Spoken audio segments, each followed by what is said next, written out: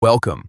In this quick guide, I'll show you how to stop other people from sharing your Facebook posts to their stories using the latest Facebook update on a PC. If you've noticed your posts appearing in other people's stories without your control, this setting is exactly what you need to change. It only takes a minute, so let's go step by step. First, open Facebook in your web browser and make sure you're logged into your account.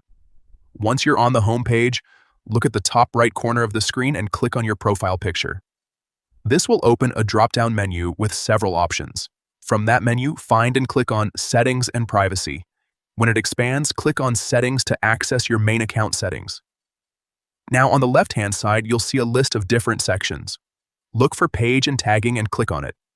This is where Facebook manages how your content is shared and interacted with by others.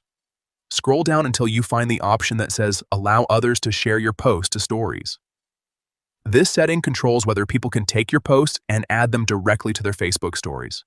To prevent this, simply turn this option off. Once disabled, other users will no longer be able to share your posts to their stories. And that's it. Your post will now stay more private and under your control. This small change can make a big difference if you care about how your content is shared across Facebook.